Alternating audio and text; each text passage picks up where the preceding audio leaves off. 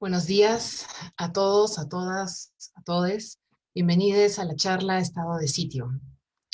Hoy vamos a conversar sobre tres creaciones cinematográficas que dan cuenta de la intolerancia, de la corrupción, de la devastación política que sufre Latinoamérica, pero también del amor, de la fe y de la resiliencia de quienes la habitan.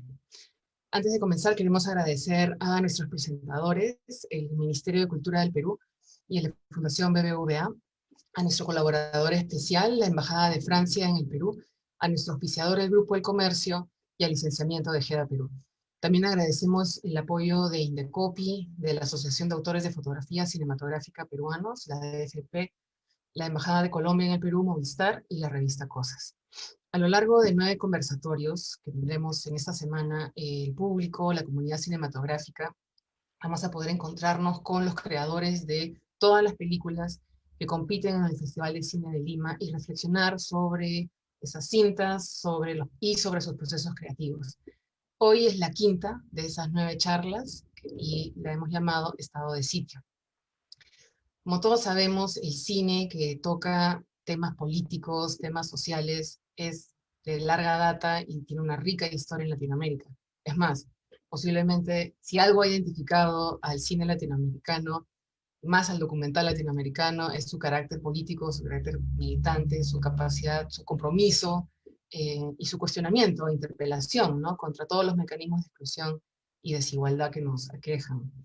Eh, las tres películas sobre las que vamos a hablar hoy mantienen ese interés y ese compromiso, ¿no?, de dar cuenta de la cuestión sociopolítica, pero sin perder de vista la exploración estética, la exploración poética, la especificidad de cada lugar donde se trabaja, la tecnología disponible y de incluir a todas las voces posibles de todos los actores sociales involucrados. Voy a empezar presentando a dos de ellos. La tercera persona, espero que se nos una, tiene algunos problemas con la señal. Quiero comenzar con Edgardo Castro. Él es actor, artista visual, escritor, director argentino. Como actor ha trabajado en una serie de películas, series en su país. Sus dos películas anteriores, Familia y La Noche, en sus dos películas anteriores él fue guionista, director y actor, y Las Ranas es su tercer largometraje. Buenas tardes, Edgardo. Un gusto tenerte con nosotros hoy. Hola, ¿qué tal? Cuéntanos. Buenas tardes, es un placer estar acá con ustedes. No, un placer tenerte, más bien para nosotros. Cuéntanos, para quienes no han visto Las Ranas, un poquito de qué trata la película. Sí, Las Ranas es una historia que me llegó a mí a través de relatos de amigos, y para mí no es una historia de amor, sino que es una película donde confirma que el amor existe aún en estos tiempos contemporáneos. Las ranas en la jerga carcelaria de las cárceles se les llaman las mujeres que van y tienen relaciones con los internos, no son sus mujeres, es decir, no están casados, no son sus concubinas, sino que son mujeres que mantienen relaciones con los internos, eh, y no solo es que son mulas que llevan cigarrillos o lo que necesiten, sino también que lo que les acercan es compañía a los internos, a los presos que están encerrados ahí. Entonces a mí cuando me contaron esa historia me conmovió mucho la fuerza de estas mujeres latinoamericanas y argentinas que son madres, mujeres, eh, y el esfuerzo que hacen para llevar adelante esto. Gracias, Edgardo. Quiero presentar ahora a Marcos Pimentel. Él es director, guionista, productor brasileño, gestor cultural. Bueno, sus trabajos documentales han ganado premios, creo 92 premios en festivales de cine alrededor del mundo. Él vive y trabaja en Belo Horizonte. Y Fe y Furia es su tercer largo documental que se estrenó en el ITFA hace muy poco, en realidad. Marcos, ¿cómo estás? Bienvenido. Buenas tardes también. Es un honor tenerte aquí con nosotros. Cuéntanos un poquito de Fe y Furia para quienes todavía no la ven. Olá, Gabriela. Olá a todos que nos veem e nos escutam nesta tarde. É um gosto gigante estar aqui com vocês. Desta forma, lástima não poder estar em Lima, durante el festival, pero ya pronto, en otro momento, será. Bueno, Fé y Furia es una película que arranca hablando sobre casos de intolerancia religiosa en Brasil, ¿no? Hay una pelea muy definida, muy marcada en los días de hoy. De un lado tenemos los evangélicos, de otro lado las religiones de matriz africana, como Umbanda y Candomblé. Pero nos metemos ahí en la periferia tratando de comprender la dinámica de estas peleas, de estas batalhas religiosas que sucedem aí, dentro das favelas de Brasil ou na periferia de grandes cidades brasileiras, pero vamos entrando nesse universo e nos damos conta que é um problema muito mais grave e que se abre cada vez mais, está muito relacionado com os valores, as ideias, os conceitos que tem que ver com a sociedade brasileira contemporânea e a política do país em los dias de hoje, não? E uno de los ejes de la película está en los narcotraficantes evangélicos ahí, cómo se comportan ellos, ¿no? Cómo esta mezcla de armas, poder y religión, y cómo eso influye en el territorio donde estas personas están ubicadas y qué relaciones esas personas tienen con la política del país también. Entonces es como una película súper actual y muy conectada con el Brasil de hoy. Totalmente, totalmente. Ahora vamos a hablar justamente de eso. O sea, si algo para los que pudimos ver la película nos llamó muchísimo la atención es la terrible actualidad que tiene la historia que cuentas o sea, el conflicto que cuentas en tu película. Bueno, estábamos esperando que Anabel Rodríguez, la otra invitada, cineasta invitada, se una. Creo que tiene algunos problemas de conexión, pero vamos a ir avanzando.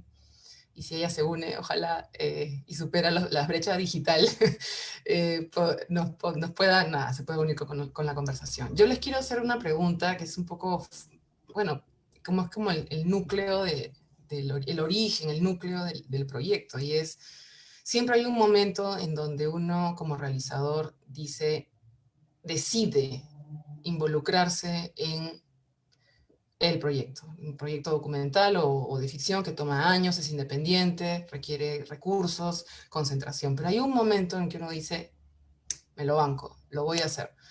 Me gustaría que nos cuenten un poquito cuál fue ese momento y qué fue lo que los siguió motivando a lo largo del tiempo a seguir, ¿no?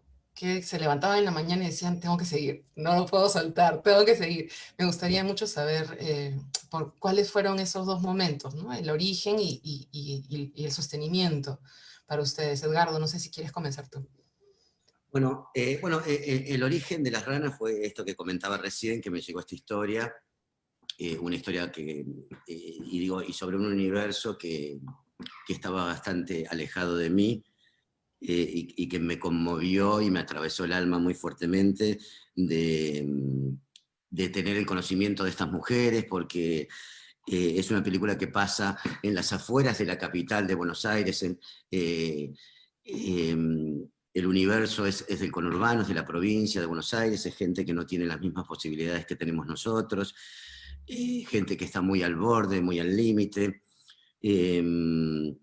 Y sobre todo estas mujeres que viven en barrios muy carenciados, y eso a mí me conmovió fuertemente cuando me cuentan la historia, y a partir de ahí me conecté con el coprotagonista que yo no conocía, que es Nahuel, de la película, que estaba de 20 y pico de años, que estaba preso a 500 kilómetros de donde yo vivo, de la capital de Buenos Aires, y le pedí si podía ir a visitarlo, que estaba en una cárcel de máxima seguridad. Entonces yo no había entrado nunca a una cárcel, entonces viajé toda la noche, llegué sin dormir y entré a la cárcel, que me parecía fuertísimo.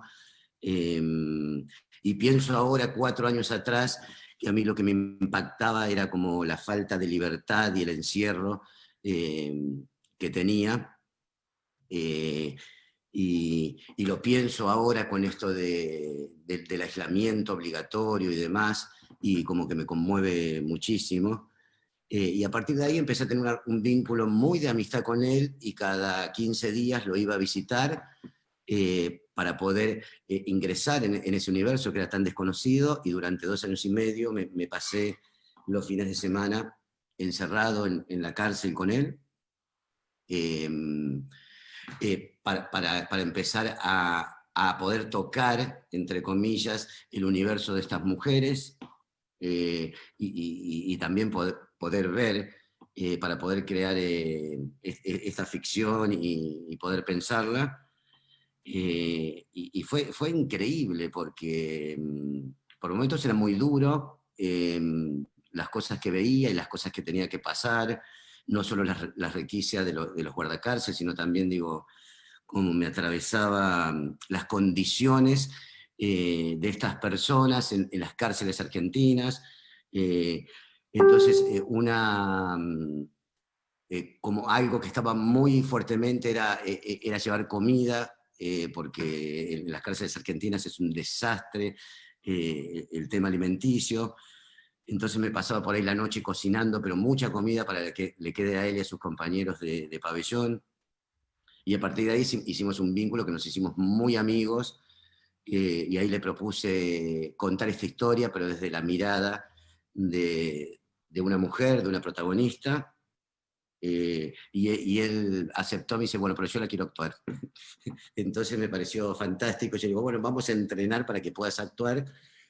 Y a medida que fueron pasando los años y fueron pasando los meses, cuando se acerca como el tiempo para ir a filmar, yo dije, yo estoy loco, como me quiero meter adentro de una cárcel a filmar y necesito millones de permisos. Y dije, esto va a ser imposible. Y de repente yo creo fuertemente, cuando uno tiene un deseo tan fuerte y una convicción tan fuerte, como que hay algo del universo que se empieza como a ordenar. Y fue así, sin grandes contactos, terminé consiguiendo los permisos, no solo del gobierno, sino también del director del penal, y pude ingresar con 20 personas a la cárcel y trabajar con algunos de los internos, y la verdad es que fue una experiencia, pero increíble. Y esta pregunta que vos decías, y a mí lo que me pasaba, la fuerza que me daba para llevar adelante esta película, era poder visualizar, no, como darle identidad a estas mujeres, que me parecía como algo extraordinario, tanto lo que hacían afuera, en estos barrios carenciados, y todo el esfuerzo que hacían para llegar a la cárcel y llevarles las cosas que necesitaban los internos. Que cuando vean la película van a ver las cosas que hacen, que para mí es como, digo, me saco el sombrero, como digo, claro, este mundo sería mejor si le diéramos más lugares a las mujeres tan empoderadas y con tanta fuerza. Y eso me parece como una cosa como increíble. Marcos, ¿cómo fue para ti el sostenerlo, el origen personal y sostenerlo tanto tiempo? Bueno, conmigo arrancó por una noticia en el periódico. Yo empecé a leer y hablaba un poco de eso, de mucha gente de Umbanda y Candomblé que estaban siendo expulsos de las favelas. No se podía más ejercitar su fe allá, las prácticas religiosas que hacían en sus espacios, en sus centros, en sus casas ahí. Los narcotraficantes estaban tirando a estas personas de ahí, estaban expulsando y prohibiendo que eso se hiciera. Entonces yo me generó muy pronto una curiosidad muy grande, porque yo no vivo en favelas, pero frecuento favelas desde siempre. Es un ambiente donde me siento muy bien y donde tengo muchos amigos, y tiene que ver con los espacios que me interesan en las ciudades. Y siempre fue una cosa de tener poco espacio y las cosas son muy pegadas unas a las otras, ¿no? Entonces todo es muy mezclado. Eu sempre recordo estar passando em uma mesma calle tu encontras uma igreja católica ao lado de um centro de Umbanda, ao lado de uma igreja evangélica, arriba tem outro centro, sabe? Está todo muito arrinconado assim, não? Com um curto espaço se encontra muito sincretismo, muitas manifestações distintas dentro de um mesmo espaço, e um espaço onde há uma concentração de população negra muito grande. Então, estas religiões de origem africana sempre tiveram um espaço e também um certo respeito por parte de los narcotraficantes, que são os, entre comillas, os dueños de estos lugares, ¿no? Então, eu tratei de compreender o que estava sucedendo, me meti aí e decidi que tinha que fazer uma película sobre isso. E eu venho de muitos anos fazendo películas muito silenciosas. Minhas películas têm como uma narrativa visual e uma contemplação, uma forma de observar a realidade muito silenciosa e muito dedicada ao cotidiano também. Pero chegou um momento que eu creio que nesse momento em Brasil não há como não falar de política. Estão sucedendo coisas tão raras em nosso país e chega aqueles momentos de que quando a realidade parece ficção, eu creio que está em la hora de fazer documentários, sabe? Porque está tudo tão revuelto acá. E é quase como uma obrigação de falar. Então, eu decidi fazer uma película completamente distinta de lo que vengo fazendo.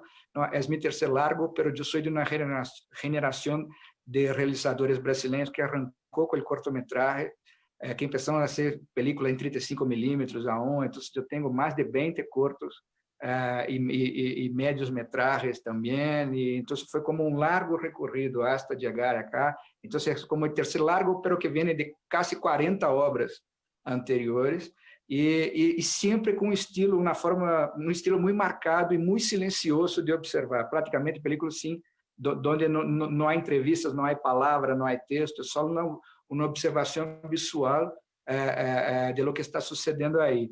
E a hora de eu decidi tirar tudo isso na basura, porque estava diante de pessoas que não tinham voz e que o mínimo que pudiera ser eu era dar voz a estas pessoas, não, pessoas que estavam sofrendo opressão por siglos, e mais marcadamente em los últimos anos, desde quando arrancou o crescimento de la ola neopentecostal em Brasília, nos anos 80, hasta agora, isso se complicou muito. Então, eu decidi que queria ser uma película porque estava diante de uma temática urgente e muito conectada com valores e que estão em la sociedade brasileira contemporânea.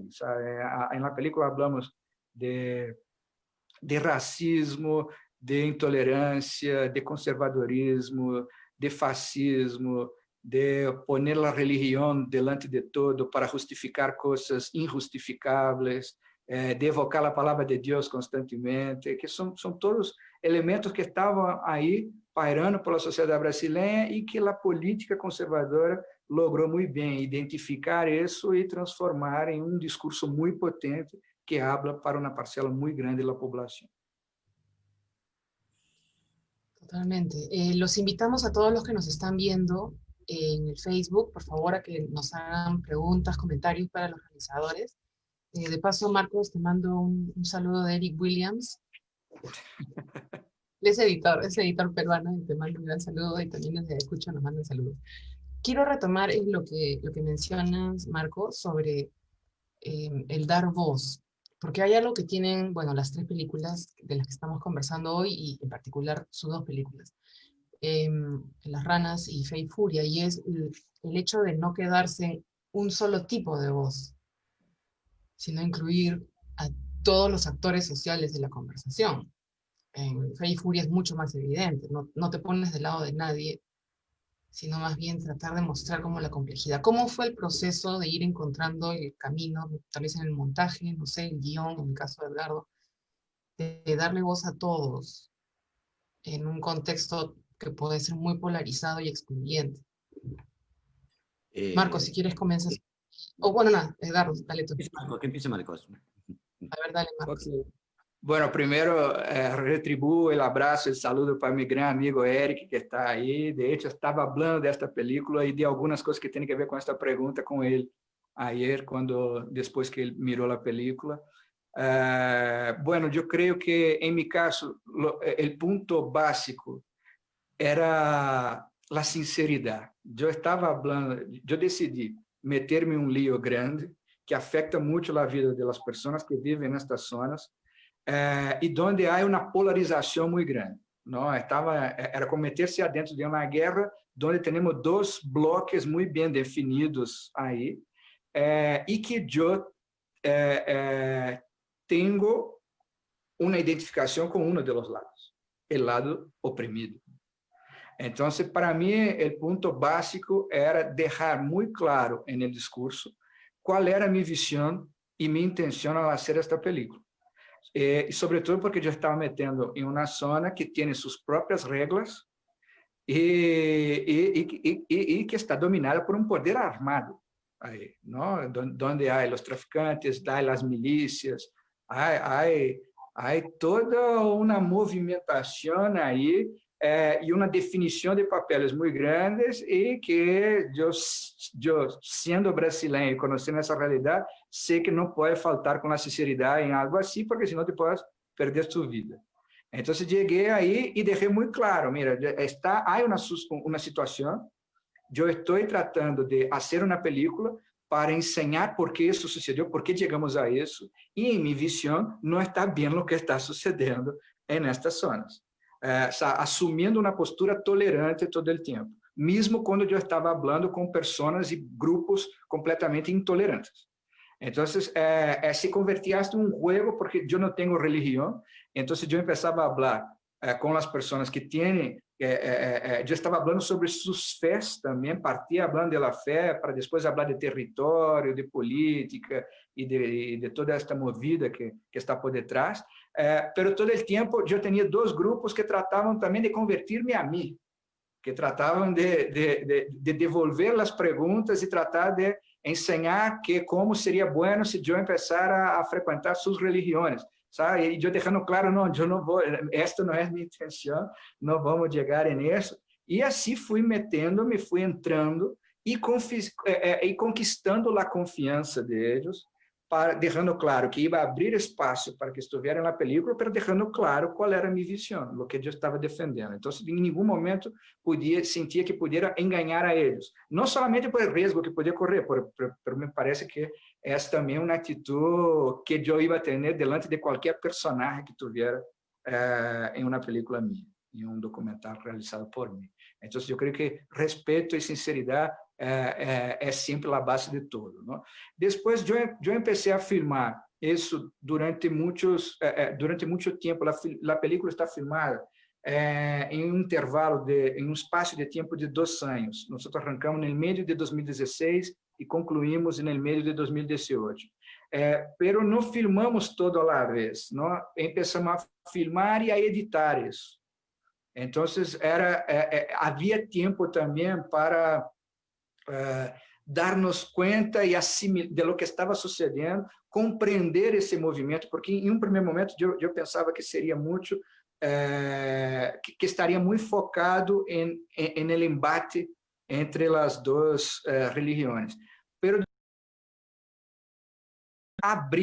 arrancar com um microcosmos e ir abrindo hasta o macro, não? Porque se rememoramos rapidamente a película, é como primeiro alguém tirou uma pedra em uma niña, depois o outro aguentou a chica por el braço dentro de um supermercado, depois 2 vecinos começaram a pelear, alguém manteve candela em um centro de umbanda, e aí você vai abrindo cada vez mais hasta chegar, sai de uma pelea entre vecinos e vamos para uma coisa que tem que ver com a comunidade, depois que tem que ver com a cidade, a sociedade, o país, sabe? Como vamos abrindo cada vez mais, partindo de coisas que têm que ver com problemas individualizados de algumas pessoas que viviam aí, pero que estão muito conectados com todo o que sofrimos em Brasil em 2018, quando terminamos a película aí, não? De hecho, a película termina com a eleição de Bolsonaro,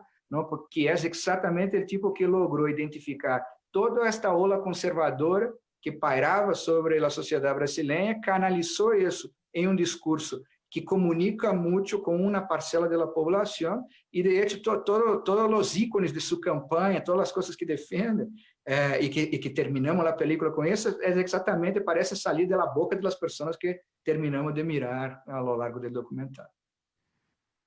Sí, totalmente. Ay, qué fuerte, sí. Nada. Conmueve muchísimo, solo por la actualidad. O sea, no es que las otras películas no conmuevan, sino la actualidad de Fe y Furia es extrema. Edgardo, cuéntanos un poquito para ti, ¿cómo fue? Sí, estaba escuchando a Marcos y me hace mucho sentido, como más allá de los países que son distintos y de los universos, como me siento como si fuera como un espejo también. Porque para mí llevar adelante Las Ranas también tenía que ver con esto, con una posición muy clara mía desde el comienzo, y ser muy respetuoso con ese universo, con estas mujeres y sobre todo con los internos de la cárcel. Y al principio se me presentó como algo muy fuerte que decía, bueno, yo no quiero hacer una película o un simple registro de gente que está en la cárcel o de los internos. Y ahí apareció la idea de una protagonista que no es actriz, entonces que la tuve que entrenar para que pueda llevar la ficción adelante en esta película. Muy jovencita, de 22 años, madre soltera, alguien que conocía mucho ese universo, que sus dos hijas son de padres distintos, pero que también están presos. Entonces me conmovía también que ella pueda llevar adelante esta película porque manejaba ese universo y no solo lo manejaba desde un lugar intelectual, sino desde algo más atravesado por el cuerpo.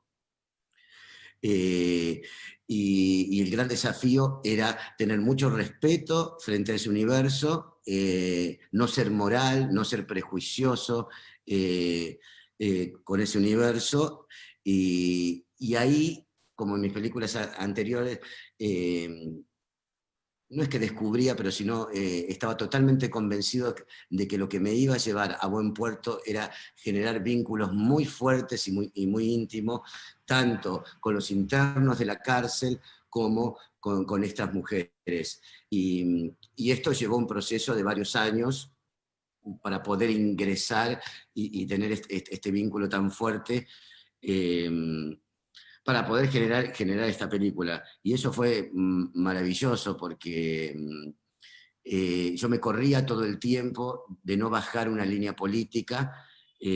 Para mí Las Ranas es una película en la Argentina muy política que habla de la gente que está en los márgenes, de la gente que está desplazada. Entonces era, bueno, cómo tocar esto con mucho respeto y darle visibilidad, no solo a estas mujeres, sino también a los internos de la cárcel, y era como jugar con esto, como, bueno, tenemos una protagonista y dos coprotagonistas que son mujeres, que llevan la línea narrativa de la película, y es del mundo femenino, y un mundo muy fuerte femenino, pero también ingresar a una cárcel de hombres, donde tiene sus reglas, y sus reglas son muy fuertes, y hasta como hay una exposición como muy machista. Entonces, cómo convivían estas dos zonas, y cómo estas mujeres se hacían eco y se hacían lugar en este universo, y podían empoderarse y encontrar el respeto en un lugar que es casi imposible, porque yo me acuerdo una anécdota cuando en esas visitas que iba a la cárcel, que veía con mucho cuidado, que no me olvido más, una anécdota que estoy comiendo con Nahuel, en la sala donde estamos todos, las visitas y los internos, y veo una pareja donde ella, que a mí empecé a llorar, que Nahuel me dice, ¿pues estás llorando? Yo no estoy viendo ahí atrás, y digo, me vuelvo loco, no, no podés hacer nada, me dice, ya sé que no puedo hacer nada. Ella cerrando una tarta de jamón y queso, y él muy violento, la agarra así de la cara, y ella empieza a llorar. O sea, ay Dios mío, ¿por dónde tienen que pasar estas mujeres? Eh, y en un momento termina de hacer esa comida, se van al cuarto donde tienen relaciones sexuales, y cuando vuelve él era otra persona. Entonces te conmovía estas mujeres, todo el cambio y el recorrido que tenían que hacer a lo largo de un día, porque entramos a la cárcel a las 8 de la mañana y salimos a las 5 de la tarde, y estamos ahí encerrados juntos con ellos, y, y era como increíble poder avanzar sobre ese universo. Gracias, Giancarlo. Sí, es extraordinario. Hay momentos en sus dos películas en que el límite hasta donde podemos llegar en la representación están ahí, ¿no? Muy vibrantes, eso también lo vuelve una experiencia muy vibrante ver esa película. Bueno, se nos ha unido Anabel Rodríguez desde Europa. Ojalá me puedas escuchar, Anabel. No sé si estás ahí, ¿me escuchas? ¿Me Sí, te escucha bien? escucho. Sí, te escucho bien. Mil disculpas, No, pero parece, es interesante porque aquí la conexión en España no es tan sencillo. qué pena. Bueno, pero nada, te tenemos aquí, te presento brevemente.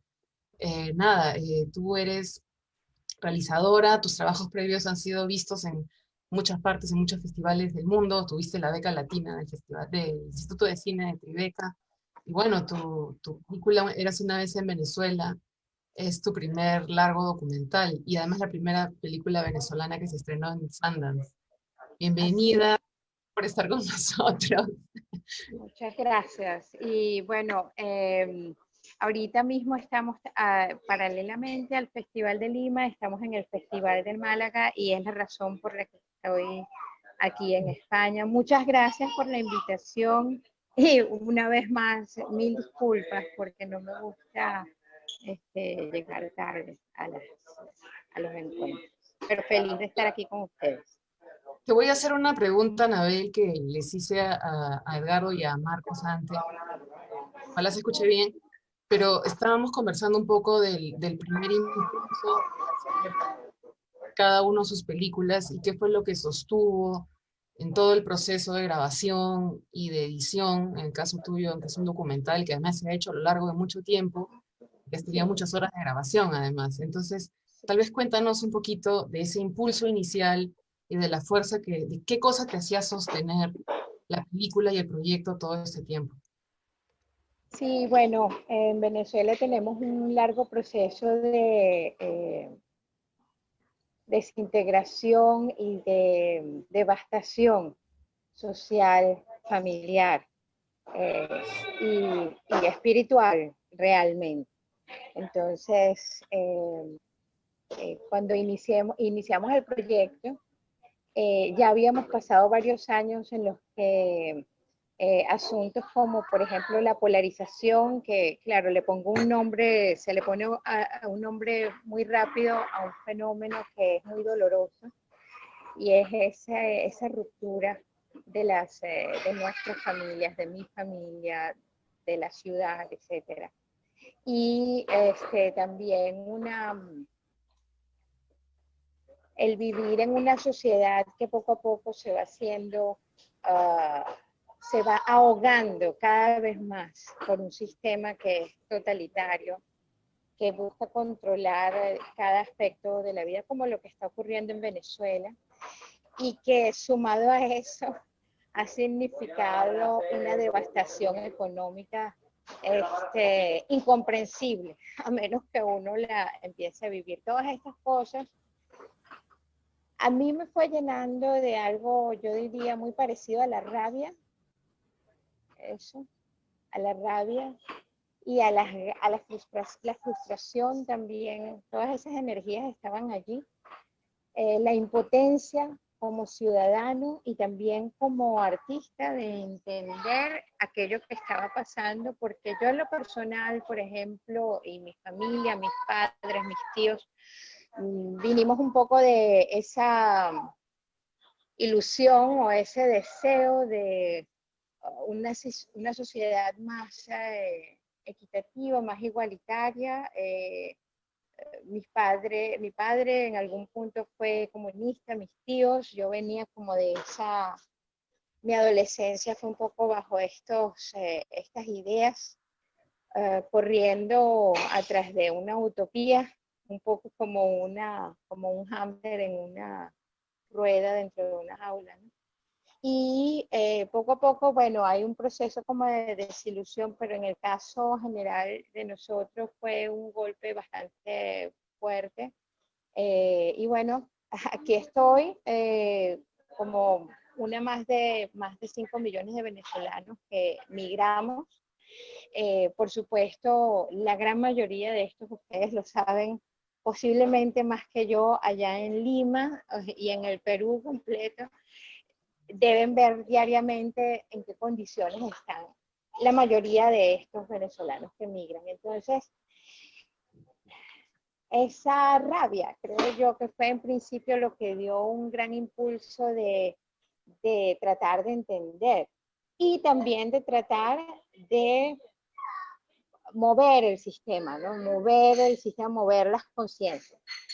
Pero esto, con el tiempo, nosotros desarrollamos esta idea en este pequeño pueblo llamado Congo Mirador, que está en el lago de Maracaibo, de donde se extrae la mayor cantidad de petróleo, y allí yo tuve la oportunidad prácticamente de vivir. Cada vez que iba 3, 4 veces al año y estaba allí entre 2 semanas y un mes viviendo en las casas de la gente.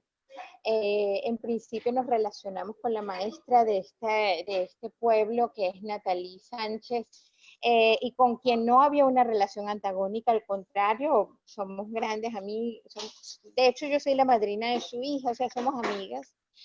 Y pasados los primeros 2 años y medio de este proceso, allí es cuando yo logro entrar a casa de la persona que tiene el control sobre los recursos en el pueblo y que además es la representante del partido del chavismo en esa comunidad. Entonces, esta persona, ella se llama Tamara Villasmil, y allí no me hubiese sido posible entrar hasta ese momento, porque me identificaba como opositora, o como los llaman a los opositores en Venezuela, los chavistas nos llaman escuálidos. Entonces yo era una escuálida y no me quería allí. Pero yo quería también ver el otro lado de las cosas, quería tratar verdaderamente de entender la situación por mí misma. Entonces, le ofrecimos a la señora Tamara la posibilidad de que nos alojáramos en su casa y por ello pagar, ¿no? Y como Tamara es una persona, sí, es representante del partido del chavismo con convicciones políticas, pero es una mujer de negocios, fundamentalmente, eso nos abrió la entrada allí. Y fue así como empezamos una relación, y luego de haber pasado todo este periodo, que en total fueron 5 años de grabación, yo tengo por Tamara aquello que era una antipatía que además sentía por muchos de los partidarios del chavismo, porque representaban aquello que nos estaba aplastando. Yo pienso que como ser humano pasé de ser un poco chauvinista, ¿no? a entender las cosas de una manera más humana y de entenderla a ella e incluso de admirarla, porque al fin y al cabo era la persona que estaba bien dispuesta es la que realmente estaba moviendo las cosas. Y esto me llevó a entender que todos en Venezuela somos víctimas, estemos en un lado o en otro, que el asunto no es los polos, no está en los polos, el asunto está en los líderes, ¿no?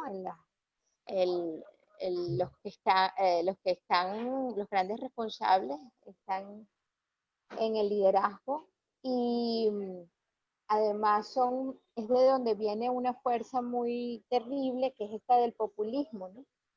Sí, claro. Entonces, sí, entonces un poco así fue la evolución, pero bueno, en suma, yo creo que la rabia, este, canalizada, puede ser Creativa, también una fuerza creativa, sí, muy fuerte. pues, la indignación y la rabia, claro que sí. Nada, gracias, porque además creo que en tu respuesta has como respondido varias cosas que yo quería hacerte también sobre la película. Entonces, hay una pregunta del público que quiero pasarle a los tres. Está dirigida a Marcos, pero creo que se puede aplicar a todos, y es que es saber si pudieron ya mostrar sus películas al público, y en el caso de Marcos, ¿cuál fue la reacción de estos grupos tan vinculados a la fe al ver la película? O sea, ¿cuál fue la respuesta? No sé si han podido mostrar sus películas. Marcos, si quieres, comienza tú. Ok, bueno, sí. Justo después de IDFA, la película tuvo su primera exhibición en Brasil, en el Festival de Río. Fuimos súper bien allá y Río, la película está filmada en Río de Janeiro y Belo Horizonte, ¿no?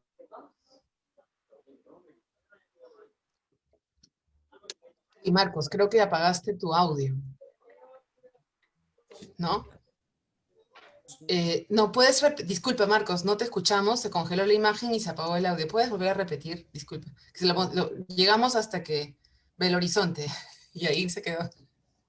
Sí, la película se exhibió en el festival La película está filmada en Río de Janeiro y Belo Horizonte.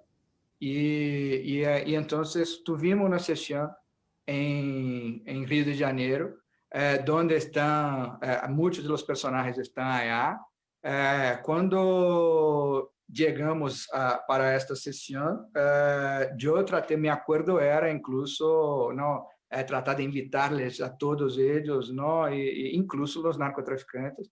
Y entonces, poco antes de la sesión, dois tipos se me acercaram e na sala de cine que estavam aí, não?